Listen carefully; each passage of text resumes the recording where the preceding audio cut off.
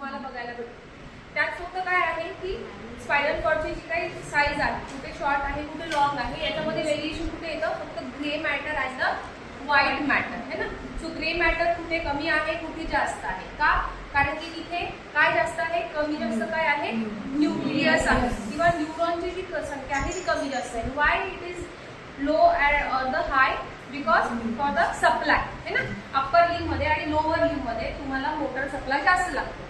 So त्यासाठी तिकडे तुम्हाला ग्रे मॅटर किंवा स्पायनल कॉर्डची एनलार्जमेंट बघायला भेटेल. सो आपण एनलार्जमेंट बघितलं, पण मग टीएस मध्ये खूप काय डिफरन्स येतो का? नाही. डिफरन्स कुठे येतो, काही ठिकाणी आपल्याला लॅटरल वन प्रेझेंट दिसतो किंवा अपसेंट दिसतो. सो त्या सिक्वेन्सने आपण स्टडी केला. आता आपण असेंडिंग ऑर्डर मध्ये जर गेलो तर ते स्पायनल कॉर्ड संपते ओके किंवा स्टार्ट होते. त्याचा अप्पर पार्ट काय आहे, medulla, then pons and the mid brain. हे सगळे कसले पार्ट आहे, ब्रेन स्टेम. सो मेडुला हा जो काय आहे ब्रेन स्टेमचा लोअर मोस्ट पार्ट आहे ओके. जर आपण या मेडुलाला बघितलं तर आपल्याला मेडुला समोरून अशा स्ट्रक्चर मध्ये बघायला भेटतो की this is the area of pons, this is all the area of medulla. आणि इथून खाली स्टार्ट होते स्पायनल कॉर्ड. कुठे स्टार्ट होते ती, बोनी लेवल काय आहे स्पायनल कॉर्डची, फोरामेन. सो अशा पद्धतीने हा मेडुला डाउनवर्ड किंवा लोअर मोस्ट स्ट्रक्चर कसला आहे, brain stem okay. So the brain stem is made up of the medulla oblongata, the pons and the midbrain. या तिघांचे मिळून काय बनतं आहे, ब्रेन स्टेम बनतं okay. and occupies the posterior cranial fossa of the skull. स्कलचा posterior cranial fossa बनतो ना. हा काय आहे, anterior आहे आणि हा posterior आहे. कसं आयडेंटिफाय करायचं आपल्याला जर बोनी फीचर नसेल ओके. सो आपल्याला माहित आहे की इकडे डाउनवर्ड प्रोजेक्शन असतं आणि काय आहे, सेरेबेलम आहे. सेरेबेलम कुठे आहे, तुमच्या पोस्टेरियर क्रॅनियल फोसामध्ये आहे आणि अँटेरियर क्रॅनियल फोसामध्ये सेरेब्रमचा अँटेरियर पार्ट येतो. सो राहिला जर मेडुला सेंटर पासून जर तुम्ही डिवाइड केला तर हा पोस्टेरियर क्रॅनियल फोसामध्ये okay. It connects the narrow spinal cord with the expanded forebrain okay.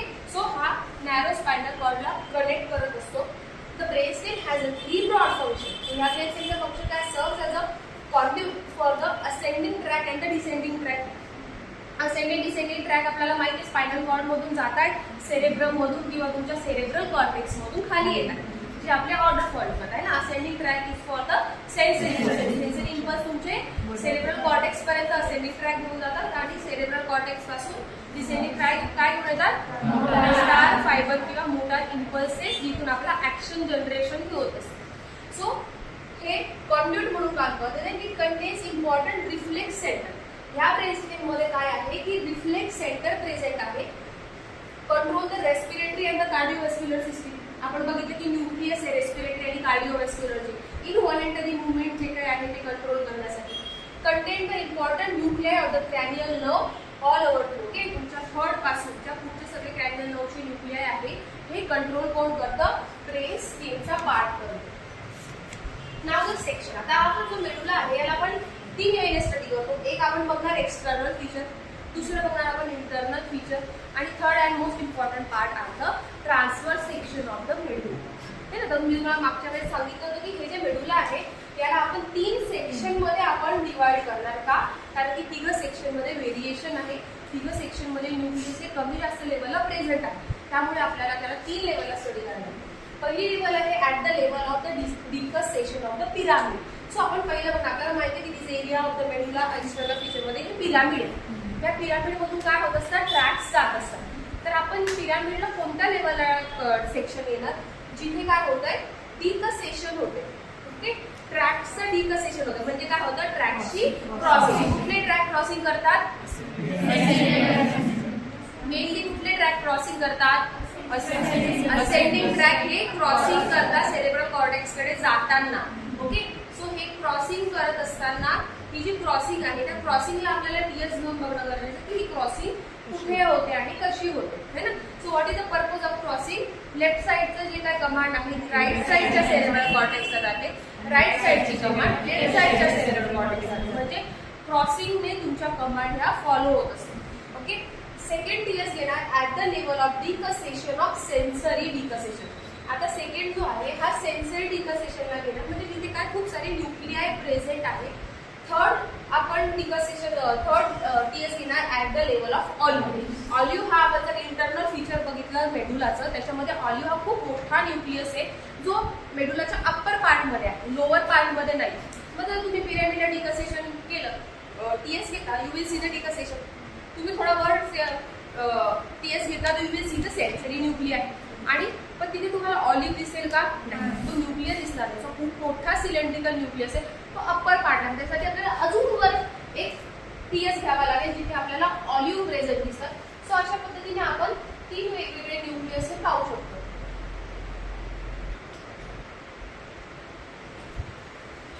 So अशा पद्धतीने आपण इंटरनल जर फीचर बघितलं तर आतमध्ये मेडुलाचं स्ट्रक्चर हे असं काही दिसतं. तर आपण सगळ्यात पहिला कुठे टीएस घेणार? क्रॉसिंग म्हणजे इथे डिकसेशन झालं ना. सो इथे डिकसेशन होतं, ह्या ठिकाणी आपण एक टीएस घेणार. सेकंड टीएस आपण सेन्सरी लेवलला घेणार, तिथे खूप सारे ट्रॅक्स बघायला भेटतात. आणि थर्ड आपण लेवल घेणार at the level of olive.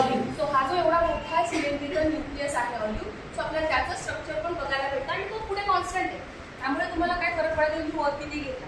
So main important हे 3 लेवलला हे टीएस घेतो, आणि हे 3 लेवलचे टीएस जे आहे आपल्याला अशा पद्धतीने दिसत. दिस इज पिरॅमिडल आणि हा सेन्सरी आणि ऑलिव्हचा.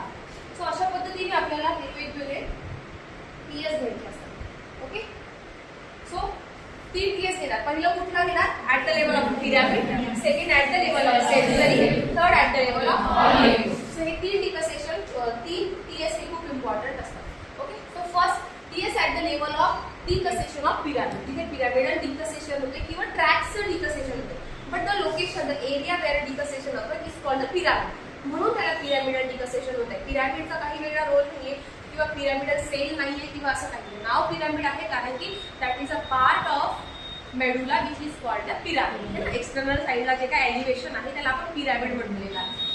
Above 75 to 80% fibres of pyramidal track. Pyramidal track म्हणजेच काय?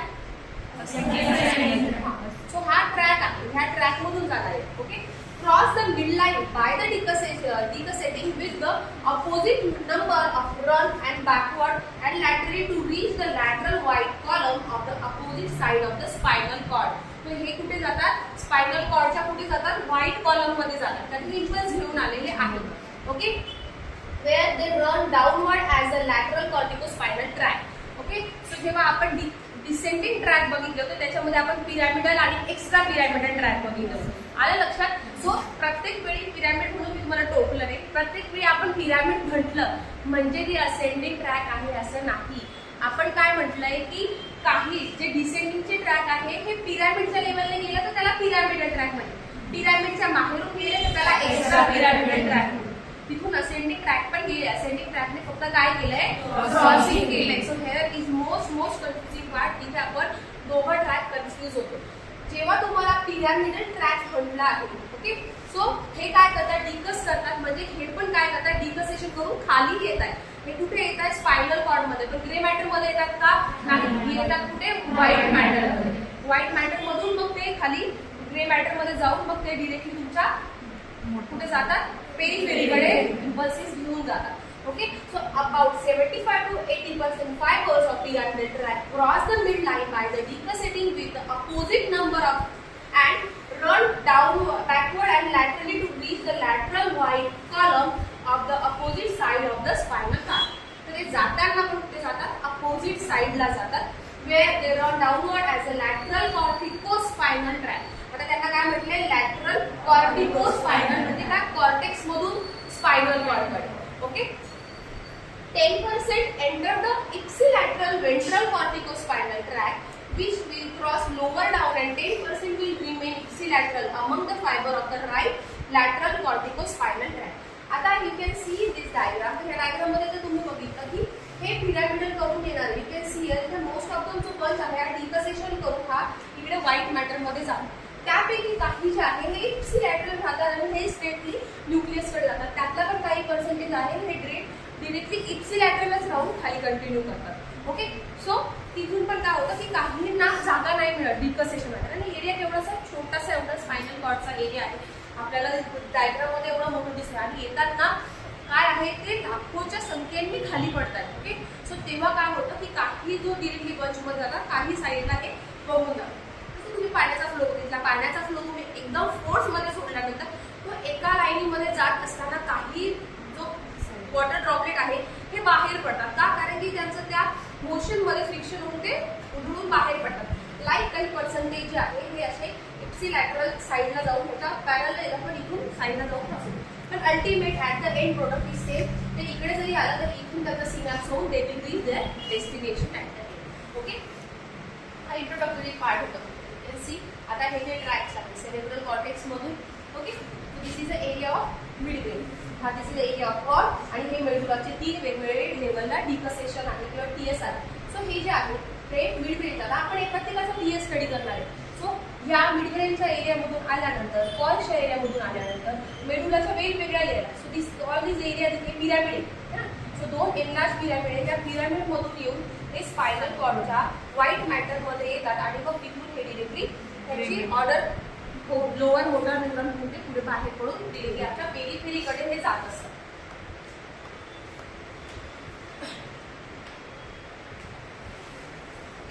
सो आता हे जे टीएस आहे हा आपल्याला टीएस कसा ड्रॉ करायचा. ओके, सो आपण टीएस ड्रॉ करताना काय काय बघणार. सगळ्यात पहिला आपण जेव्हा स्पायनल कॉर्डचं स्ट्रक्चर बघितलं होतं आउटलाईन बघा.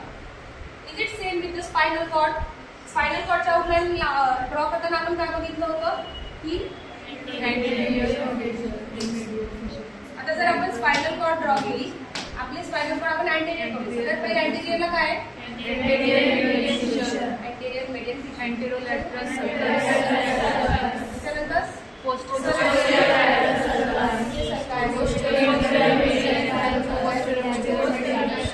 ओके. सो अशा पद्धतीने आपली स्पायनल कॉर्ड गेली.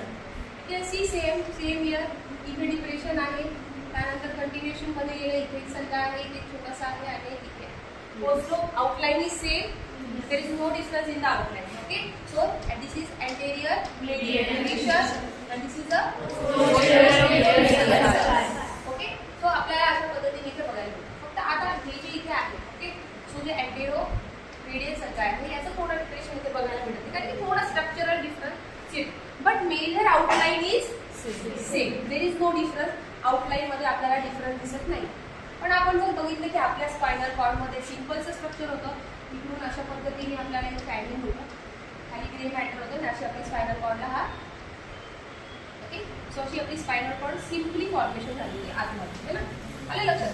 So this is the grey matter white matter अशा पद्धतीने. पण आपण इथे जर बघितलं की खूप सारं स्ट्रक्चर ऍड झालं. ओके, सो हे स्ट्रक्चर आपल्याला बघायचं एक एक आपल्याला कसं ड्रॉ करायचं.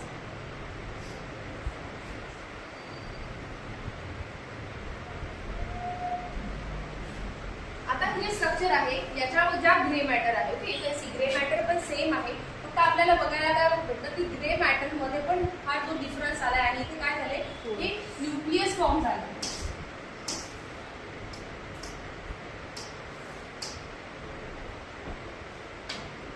सो आधी जे पोस्टेरियर हॉर्न होता हा सिम्पली अशा पद्धतीने होता है ना, पॉइंटेड होता आणि याच्यातच आपण 5 वेगवेगळे न्यूक्लियस बघितले होते राईट. आता आपल्याला बघायला भेटतो की हा जो सेल्काय आहे पोस्टेरियर मीडियल सेल्काय आहे याच्यापासून इथे जो हा न्यूक्लियस आहे हा असं 3 मध्ये डिवाइड झाला दोघं. येस, तो आपल्याला हे 3 छोटे छोटे एरियामध्ये डिवाइड झालेला दिसतोय. ओके, मेडुलाच्या लेवल. ओके, सो जेव्हा हा 3 मध्ये डिवाइड झाला यू कॅन सी न्यूक्लियस आहे, याचं नाव आहे न्यूक्लियस ग्रॅसिलिस. सेकंड इज न्यूक्लियस न्यूक्लिएटस आणि थर्ड जो आहे that is spinal nucleus.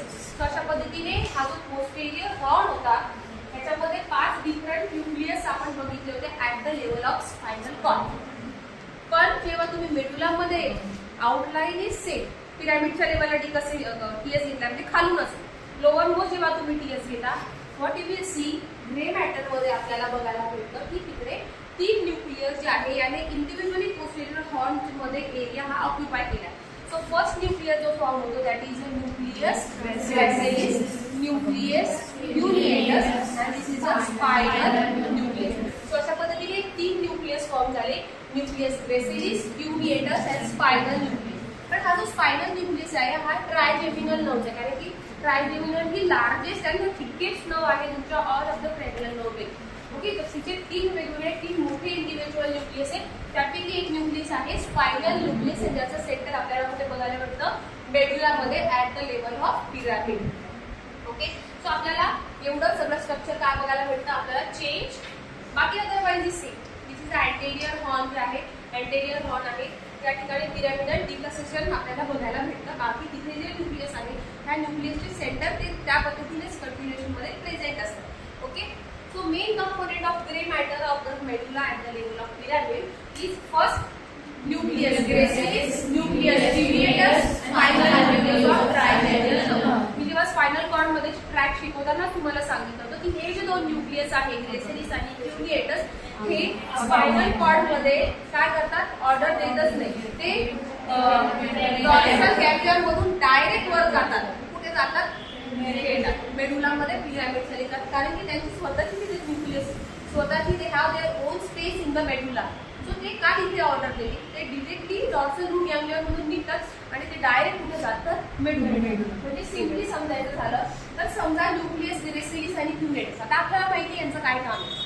Okay, what ever त्याचं काही काम असेल, एनी सेन्सेशन, समजा मला मुंगी चावते, if that sensation is related with the nucleus, gracilis आणि ट्रिविएटस, आणि त्याची जर वेगळी ऍक्शन आहे तुम्हाला. ओके, सो हा सेन्स झाला, तुम्हाला फिलिंग आहे, हे तुम्हाला पिंचिंग जे काही तुम्हाला पेन सेन्सेशन आहे, आणि याच्यावरची ऍक्शन घ्यायची, याचं कंट्रोल कोणाकडे, ग्रेसिलिस आणि ट्रिविएटस पैकी एखाद्याकडे आहे. तर ही जी ऍक्शन आहे, तुम्हाला हे जे पेन आहे हे तुमच्या पेरिफेरीकडून एंटर होणार स्पायनल कॉर्ड मध्ये. स्पायनल कॉर्ड मध्ये एंटर होण्याच्या आधी they will that pain will go to dorsal root ganglion. Obviously तिथेच जाणार आहे सगळ्यात पहिलं, कारण की तो डॉर्सल रूट आहे, तिथे सेन्सरी इम्पल्स जातो. डॉर्सल रूट गॅंग्लियन मध्ये गेल्यानंतर त्याचं काम काय, तिथे फर्स्ट ऑर्डर न्यूक्लियर फॉर्म झाला. सेकंड ऑर्डर साठी त्याला कुठे यायचंय, स्पायनल कॉर्ड मध्ये यायचं है ना, स्पायनल कॉर्ड मध्ये यायचं. पण तो स्पायनल कॉर्ड मध्ये येतोय का, नाही. तो डिरेक्टली कुठे जातोय, वर जातोय at the level of medulla. आणि मेडुलाचा कुठला लेवल जातो, पिरामिडला, आणि पर्टिक्युलर त्याच्या सेंटर मध्ये जाऊन तो सेकंडरी ऑर्डर देणार.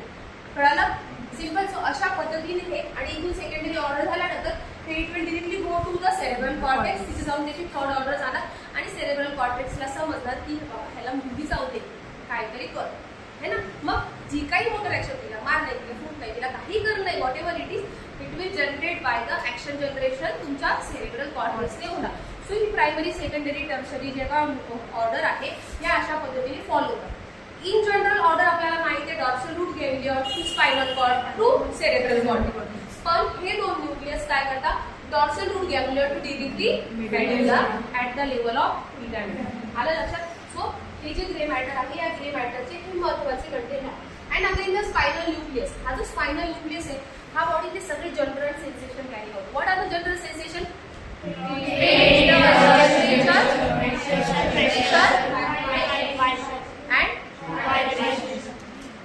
Vibration, pain, touch, temperature, pressure, vibration. General sensation कुठे पण होतात बॉडीमध्ये. सो हे जे बेसिक्स आहेत, हे सगळे सेन्सेशन कोण कॅरी करतं, spinal nucleus of trigeminal nerve. म्हणून हा स्पायनल न्यूक्लियस एवढा महत्वाचा आहे की हा तुम्हाला तुमच्या स्पायनल कॉर्ड पासून तर तुम्हाला डिरेक्टली सेरेब्रल कॉर्टेक्स मध्ये तुम्हाला कुठेही भेटेल. कारण की जनरल सेन्सेशन ना प्रत्येक ठिकाणी इम्पॉर्टंट आहे. ते कुठून येतं, तुमच्या नखापासून येऊ शकतं किंवा तुमच्या केसापर्यंत येऊ शकतं. सगळं जनरल सेन्सेशन.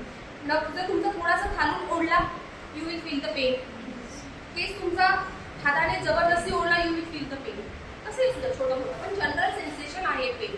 ओके, टच तुम्हाला बॉडीला कुठेही फील होतो. इव्हन तुमच्या केसाने हात लावला तरी आपल्याला टच फील होतो, नखाला हात लावला तरी. म्हणजे बॉडीच्या प्रत्येक अंशमध्ये हा जो जनरल सेन्सेशन आहे, हा कोण कॅरी करतो, spinal nucleus of trigeminal nerve. Trigeminal नर्व्हचा स्पायनल न्यूक्लियस हे जनरल सेन्सेशन हे कॅरी करत असतं. ओके, सो हे इम्पॉर्टंट न्यूक्लियस आहे जे तुम्हाला बघायला भेटतात कशामध्ये, मेडुलामध्ये.